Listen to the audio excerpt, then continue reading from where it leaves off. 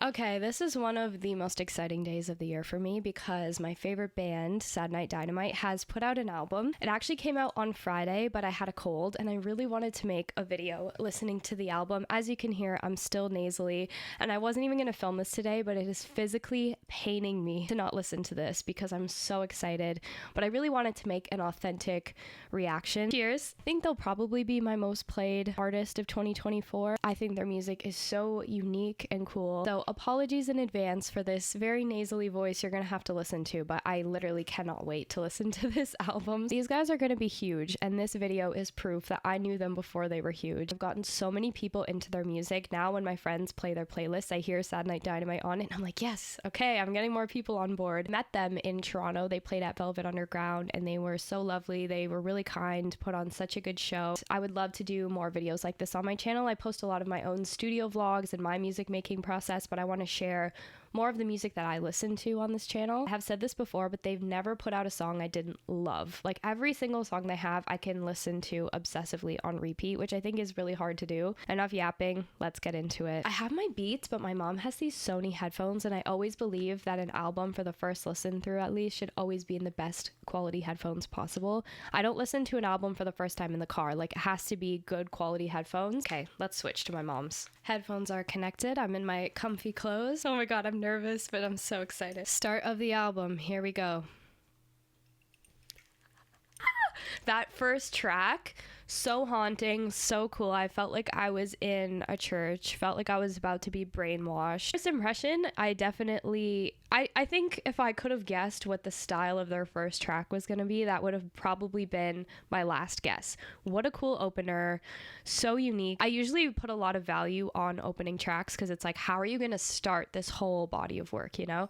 And I always thought, getting into music and production myself, I work with Jesse on my music and I have my first EP coming out soon. I thought, will this ruin my love of music because I'm going to kind of hear and tell that maybe this has this sort of filter on it and it's in this timing. I don't know. I just thought that once I learned the more logistic side of music making, that it would ruin my love for it. But I actually think it's given me a greater appreciation for it. So the time it takes to create art like this, Godfather. Okay, I've already listened to this one and I would put this very high on my list. Godfather, I listened to on repeat obsessively. I'm gonna listen in order just because I believe the album should be heard in its entirety, even though the next two tracks, Godfather and Wake Up Pass Out, I've already heard because they came out as singles. I actually posted about Godfather when it first came out and they commented under the video and were like, yeah, I See Violence was sampled in it, which is from one of their older, I think, EPs. See Violence is definitely my top favorite of their songs. The switch ups that happen in it are so cool, and it has one of my favorite lines. We don't need to justify what we did when we said goodbye. It just like always hits. There's a lot of ways that line can be interpreted, I think. Father is just very haunting. It's catchy. It's dark, which is my kind of taste in music. Wake Up, Pass Out has some of my favorite lines in it. This girl never looks so good, but she's got the devil's eyes. Jesus, I cannot lie, I'm hypnotized. Also opens with you won't listen. I know British people say the C word a lot more than we say it here. I think it's so funny to open a song with that. Love the lyrics of the song, but it's also fun and it's something you could jam out and party to. The next track. Here we go. We have some strings. Very echoey. Instantly love this one. A lot more singing than usual, I feel, for them, which is really cool to hear that side of their voices. Wow, that one was really different and cool. They're going in, they're making very new and unique and different for them, I feel like, choices on this album. There was a girl on this song. Her voice is stunning, very breathy, very beautiful.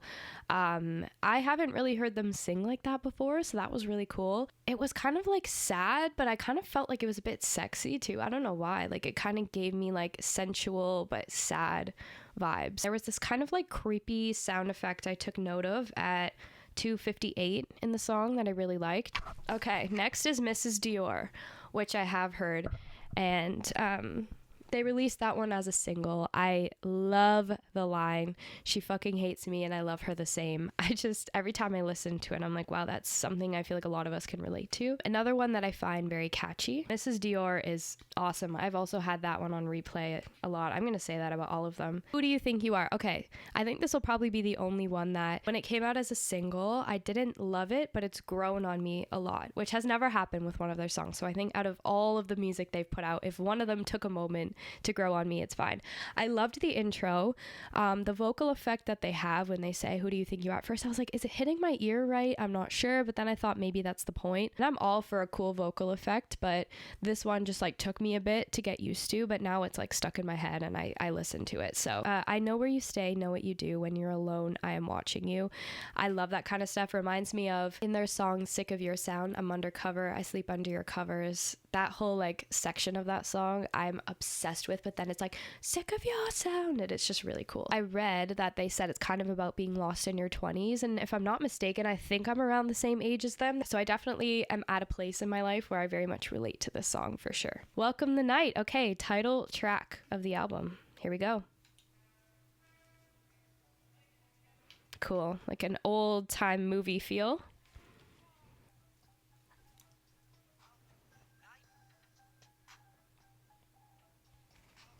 That was fucking sick. Welcome the Night's going headphone to headphone.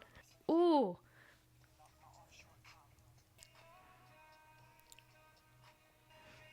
Oh my god. Welcome the Night.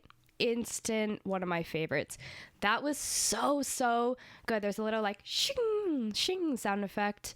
It sounds like a knife sharpening to me that goes on.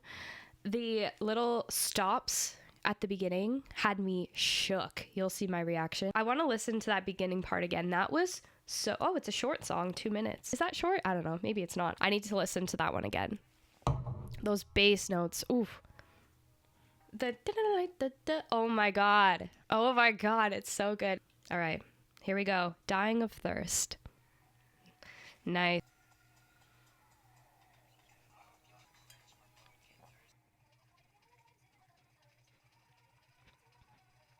So far, I have to stop it. It's funky. Kind of sounds like computers, technology. I feel like I'm on a spy heist is the vibe it's giving me so far. I'm only a minute and 43 seconds in.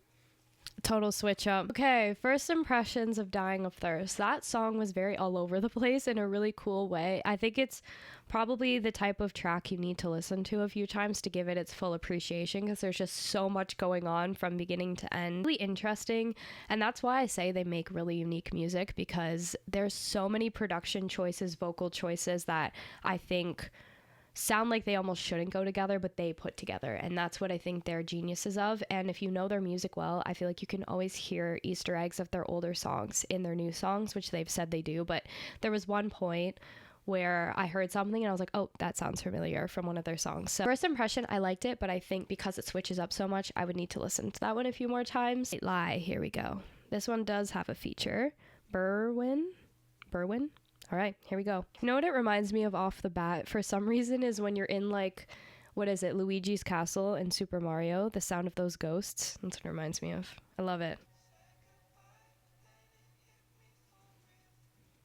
Cool use of strings again in this song. Very off the bat, I'm a minute and a half in. Really awesome lyrics in White Lie. I think that for a young person, or anyone really, this is very relatable. White Lie hit close to home. I feel like a lot of people can relate to it.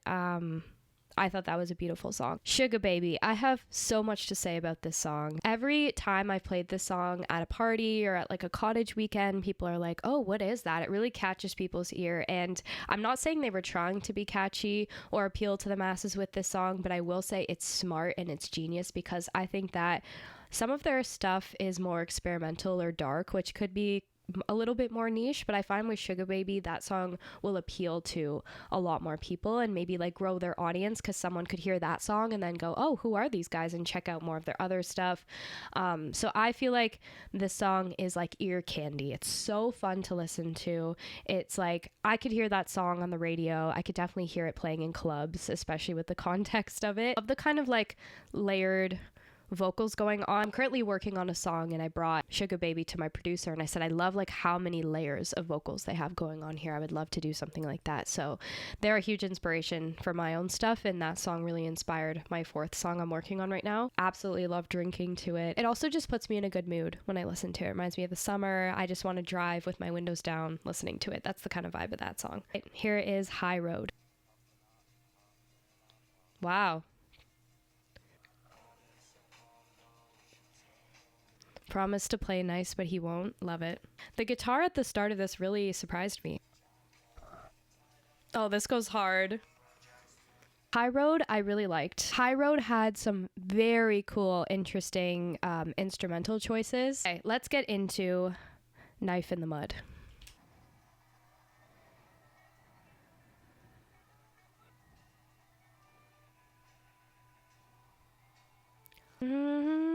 Da, da, na. Oh my god, I recognize this melody. What is it? Oh my god, is this a sample of... Oh my god, Simon and Garfunkel. Is it Simon and Garfunkel? I'd rather be the hammer than the nail. Sample Simon and Garfunkel. I will cry. Simon and Garfunkel are one of my favorite artists of all time. The hammer than the nail. Yes, I would. El Condor Pasa, if I could. I think I'm right with this. I think this is sampled Simon and Garfunkel. I'm almost positive they sampled that, and I'm going to be really proud of myself if I got that right. God, I'm on the last track already? Okay, I'm sorry. I'm almost in tears because that is a crossover I could have never even wished for in my life. I can't believe this. Oh my gosh, that last one really took me by surprise. I got emotional because I can't believe they would do that. And unless I'm wrong and I just look really stupid right now, but I'm almost positive that's a sample. I can't believe I just finished the album. It's so sad to think about how long they spent on it versus how long it just took me to consume it in its entirety. I feel like kind of speechless right now. I feel like I would need to make a follow-up video after I've listened to it a few more times and make better reflections, because right now I'm just like taken aback and I'm so happy with it. It's always scary when an artist you love releases a new album because you're like, God, please I hope I like it, you know?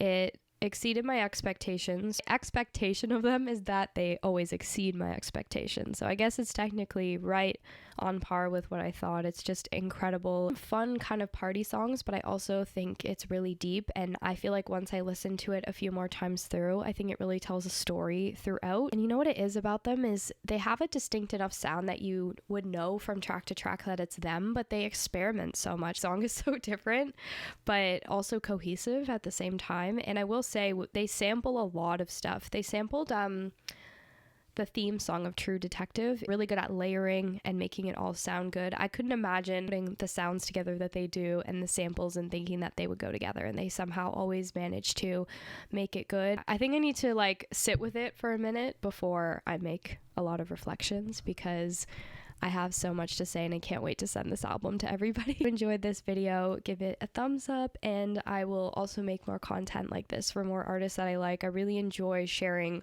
music on my channel, so I hope you enjoyed this listening party, and go listen to their new album if you haven't, and I'll see you in my next video. Bye!